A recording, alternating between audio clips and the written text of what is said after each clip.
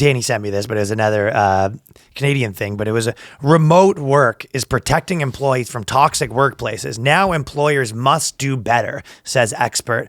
And employees shielded from everyday microaggressions, inappropriate remarks, expert says. And a lot of it is like, saying that they should stay home because all of the, these women have been dealing with just nonstop microaggressions. Yeah, exactly. And there's none of those are at home. I'll tell you what, she must have been listening to Zoom calls that I'm on because there is some fucking microaggressions.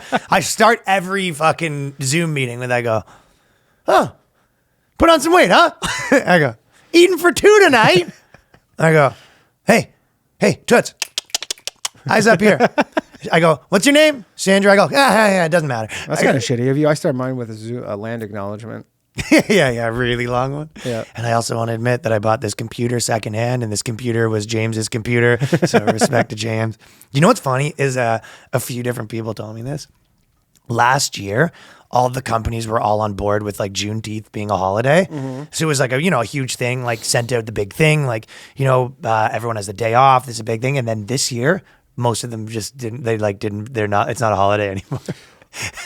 What do you mean? It's a national holiday. It's not a national holiday. It's not you have to it's a national holiday, but not one that employees can't, they have to make their kids. Oh, I thought they made it. Oh no, I'm thinking of in Canada, they made the native thing. This one, a lot of companies was a day off for everyone. And then a year later, they're kind of like, do we have to still give them a day off on? That's not as much of a hot issue anymore, right? Yeah. Well, that's like with the Black Lives Matter, all the businesses that put out the Black Lives Matter things. And then eventually take them down. Well, the sun is going to just fade them out. And then they're going to have to make a decision. Like they're in their window and they didn't even put them up. So they just get a new one forever. Well, they just put them up because straight up, they're like, don't break my window. Don't break my windows. That became like the default like sign of please don't break my shit is the Black Lives. For all this, there's obviously people who were on that shit before, but there was the people who got really late were like, I just don't want my shit broken, so I concede. But then there's going to be a day when they're like, so what do? We take these down?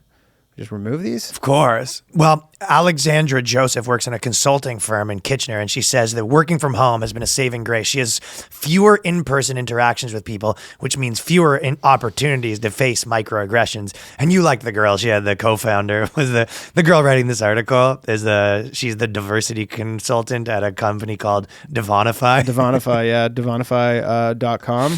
Quite a racket that she's did you check out the website? No. What's going on? I've been all over it. So first off, it's if you wonder where the name come from, it's diversity plus unify. Okay. Devonify, which doesn't make sense because where did the O come from?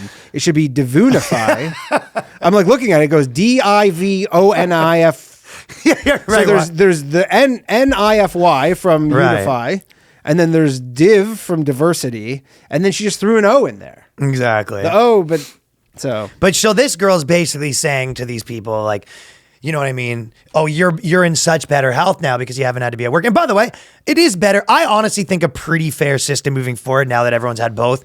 2 or 3 days a week, you make the employees go in, and then 2 of them they don't, because you are losing out on creating like a workplace culture. And I know I'm being fucking kind of a snitch by telling people that I should have to go back to work. But I'm just saying, if you were like running a company, and because a lot of people, I have a lot of friends who are like, I want to go back some days. I don't want to live it like they're. Yeah, 3 days a week is perfect. 3 days a week, and then 2 days a week you can work from home. I think, dude, my buddy, especially he's in like outside of Toronto, but like with the lockdowns, he's like, dude, I spend 24 hours a day at home. No, it's no good. He's like, I don't leave the house. That's not healthy. And then on top of that, right now, all these companies are benefiting from the fact that most of their employees got hired before. I'm sure there's a few, but like most companies, they have new employees during the pandemic or whatever, but most employees are coasting off the fact that they spent years creating this culture. I've also spoken to people who they're like, yeah, I kind of like work harder in COVID. It actually sucks. They're like, I could fuck off more like when I was in an office. Right. But because like they have all these like the mouse logger. Half and half. They have the mouse logger where it's like if your mouse is logger's rough. Or whatever. So then it's like, it says you haven't moved your mouse in like a certain amount of time. I wouldn't want a mouse logger, dude. Well, there's all these people who have these hacks or something where it's like,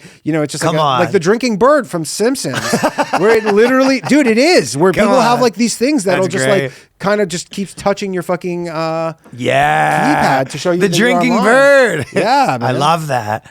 Well, her sort of thing that she's saying is essentially like, no one should leave their house. Like, you should just stay in your fucking bubble. You never leave your room. Every job should be done from there. That's the only way that we can deal with the fact that it's so scary out there. And not to say that there ain't douchebag guys, but the idea that your whole life is just walking around, some guy comes in, knocks your fucking shit off your desk.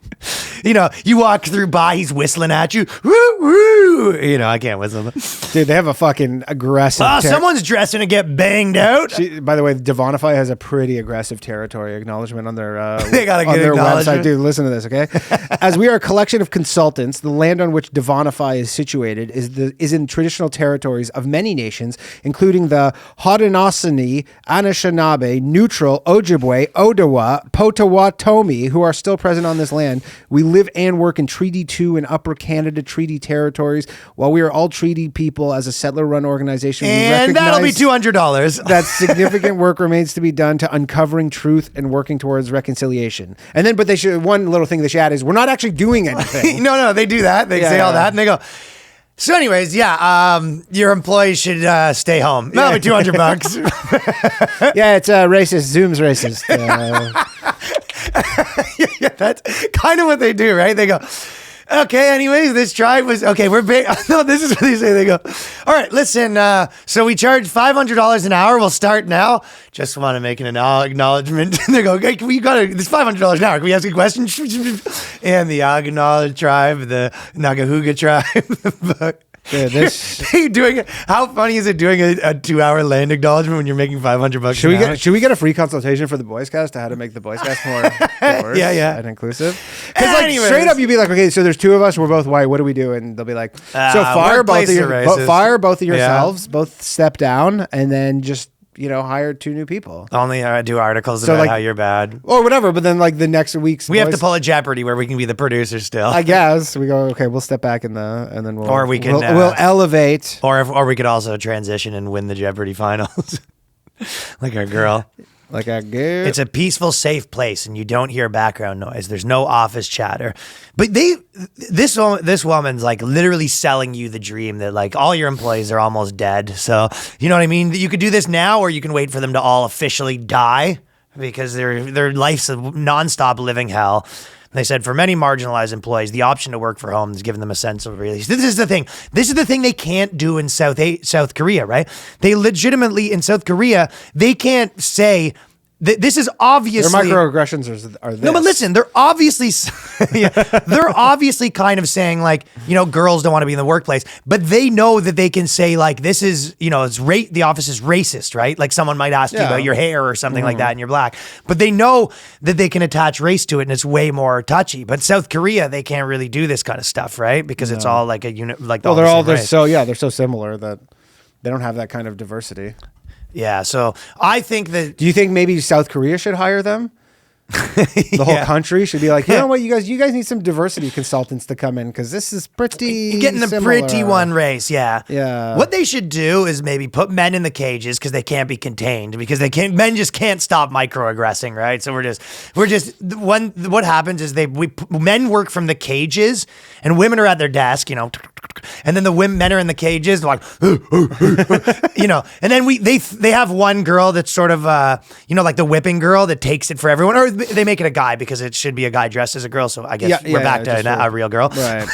But they come by and then the men in their cages, nice tits, I'd fuck you, and then we get it out of our system, but we still leave the cage. And then at the end, when like 5 o'clock runs, they have different bells where the girls leave. So they're safe. They have a different hallway that they can sort of tunnel under so they don't have to be around the men that are going to microaggress them. And then they throw us our lunch like they throw you your fucking, here's a fish. Here's like they throw you, a bagel. Yeah. It sounds like the Boyscast should get into the diversity consulting game. Yeah. That's, by the way, in terms of like I actually sometimes do kind of have like respect for a nice grift. I do too. Because you're like, as much as this is so just a bullshit, full-blown hustler. but like this is such a fucking ridiculous thing, and good on you for Well, they said in the spaces impacted, people may fail. They need to alter the way they speak. So this is what they're saying, like people can't use their, slang that you can't go into work and be like, I got motherfucker guma. Like if you're, for example, if you talk like that around your household. Or if you swear a ton in your If you swear life. a ton, but that's cultural. Like you go, no, but my culture's like that. You come and you go, hey, who the fuck is going, Yeah. If you happen to talk like that in your workplace and they don't like it, right? Yeah, but like this, the sentence you're even saying is you go, impacted people may feel the need to alter the way they speak, dress, or even do their hair, said James, but often at home, they don't have to. Yeah, it's called a job. It's literally like everybody. Has nobody ever been at a job and you go, hey, you hang out with someone, like you go, let's go like grab some beer, and then you go, oh, this is like a different person. But one of the things they are talking about is like there may have been a thing in the past where like someone would show up with like an afro or something and people would be like, hey, you can't kind of have that haircut or whatever. You got to have some balls though in today's climate. If like, you hire like a black guy and he shows up with like a big hair and you fucking tell him he's got a I don't think this is happening. Anyone's got a brain on them now knows that's the last thing they'll ever say. Hey, Mike, we kind of have a dress code and dashiki is not that. If you could go home and change and come back in a suit because this is a big doctor's bank. office. Yeah. This is a big investment bank. It's not that you can't wear a dashiki. It's just that nobody can. And he goes, oh, okay. And women, your funeral, pal. Yeah, exactly. Well, women can sort of already wear whatever they want. They can show up in like some wacky outfit with all sorts of, different pins and all sorts of different stuff all over it, all weird makeup, looking like a clown. Yeah. and the bosses can't say anything, whereas the guys sort of have to wear a suit. That's just kind of the way it is. But they know that they can't get away with this stuff unless they add the racial component. Because it is true. If someone has like a traditionally like dreadlocks or something like that, and you're a boss right now and you tell them they got to shave their dreadlocks, you fucking, good luck with that. Oh, you tell an Asian person, you go, we're sort of a no bowl cut company. I mean, whatever. I mean, I guess it's like why can't someone have dreadlocks? But I'll tell you what, if you fucking white guys trying to get hired at the bank with dreadlocks, that's their culture. Good luck. That's their culture of white reggae guy. White Rastafari. We're constantly on guard. We're constantly protecting ourselves, she says. It's like going into battle. She says going into the office for like most people is like a battle of microaggressions. Because they have such a huge psychological effect on our mental health. And even, where do you work? Like Staples? Where is this spot where it's just like a fucking psychological battle? And by the way, work does suck. But it's like, you don't really need to like repurpose it where you go, it sucks because like men can't do stuff. Agreed. A lot of jobs suck and a lot of bosses are assholes. But also like you work in a cushy office job. Like she's not talking like she's got the fucking job of the year. Think about the McDonald's by your house. That's a fucking battle. If you work at that McDonald's, you are showing up to fucking work every day like January 6th, like guards at the fucking Capitol. You got like all the gear, the riot gear, and it gets crazy in there. Yeah. That's a battle. This is not your accounting job. Is not a battle. Also, they said they have a zero tolerance policy for microaggressions, discrimination or whatever. But like, just imagine like fucking getting called into your job for microaggressions, how much that would blow where they come in and they're like, hey, Denny, a little talk, the whole fucking kit and caboodle's there, right? They had to bring down like the executive manager, like the branch manager, and they sit you down and they go, last week, did you ask Candace what she's having for lunch? It's none of your business. It's come to our attention that you have been hounding Karen to tell you the recipe for her food. That's an ethnic dish, Danny. That is not your business. So anyways, you're on 9 months probation. It's like, I heard you commented on Shelly's beef patties and you said that you thought those looked good. Yeah. What did you mean by that? What the fuck do you mean by that? What did you mean that they looked Do you know who these all are, the diversity consultants? They're all Lionel Hutz. Yeah, they're ambulance. This is like they're ambulance chasers. They're like, no, they're not Lionel Hutz. They're the guy who sells the monorail. They're the monorail guy from The Simpsons. They literally take your money and then they fucking leave town and you go, are we any less racist? And you go, no, because we weren't racist to start. Yeah. I would love if people ever got to a point where they could use this stuff for their like cultures like that aren't, Indian or something, like the white guy being like, so I can't fucking say fucking anymore? This is how I was born and raised. Just because you're a fucking city slicker, you're going to impose your city slicker ways on my fucking way that I fucking talk? You're going to tell me I can't fucking light up a dart at my... You're going to tell me I can't hack a dart at the office? That's my culture, bud. Or just, the Italian guys like, hey, fucking... You're going to tell me that I can't bake pizza? He has a pizza oven on it. I can't have bake a ziti while I'm at work? Italian culture that you fucking eat up the zine. I just want to make a ziti, yo. Oh, you're telling me I can't. This is a cultural mishap. If you're telling me I'm gonna have to get the fucking guys in here, if you're telling me that I can't have a fucking pizza oven on my desk. So there you have it.